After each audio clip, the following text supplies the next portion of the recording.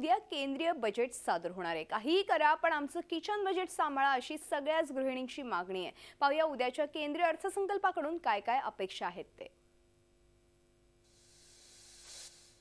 सध्या दोन गोष्टी खूप चर्चेत आहेत, त्या म्हणजे निवडणुका आणि दुसरं म्हणजे बजेट। निवडणुकांची चर्चा त्याप्रमाणे बजेटची चर्चा मोठ्या प्रमाणात सुरू आहे आणि सर्वात महत्त्वाचं म्हणजे बजेट म्हटलं का महिलांचे प्रश्न खूप महत्त्वाचे असतात आणि महिलांचं आणि बजेटचं वेगळं कनेक्शन्स आहे। हे जाणून घेण्यासाठी आपण ठाण्यातील पाचपाकळी भागातील पोळेकर फॅमिलीला भेट देणार आहोत। पोळेकर फॅमिलीतील महिला ज्या आहेत त्यांच्या काय आणि इथे त्या जेवण बनवत आहेत। आपण त्यांच्या एक त्यांच्याशी संवाद साधूया।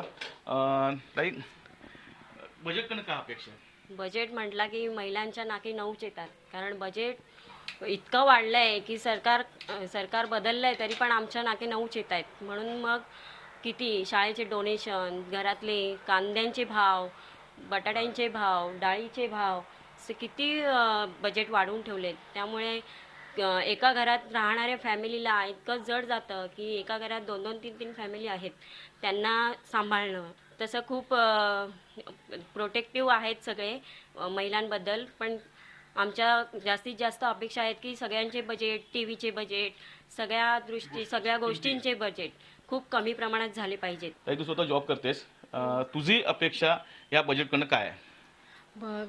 म्हणजे ॲक्च्युली कसं आहे, ट्रेननी येणं जाणं होतं पण तिथे एवढी गर्दी असते तर सुरक्षेचा काही हे नसतो। पोलिस असतात पण खूप मोजके, म्हणजे पोलिसांच्या कितीतरी पटीने जास्त लोकसंख्या आहे तिकडे, तर निदान लेडीजसाठी तेवढी सुरक्षा असली पाहिजे। म्हणजे आज होणाऱ्या घटना, भरपूर अपघात होतात, काही ना काही होतच असतं, रात्रीची पण सुरक्षा असली तर पोलिसांचे बंदोबस्त थोडे वाढवले पाहिजे।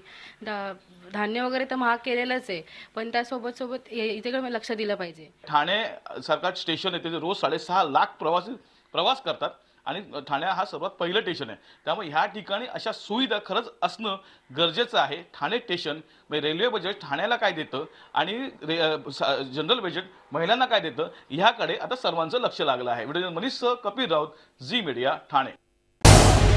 झी 24 तास रहा एक पाऊल पुढे।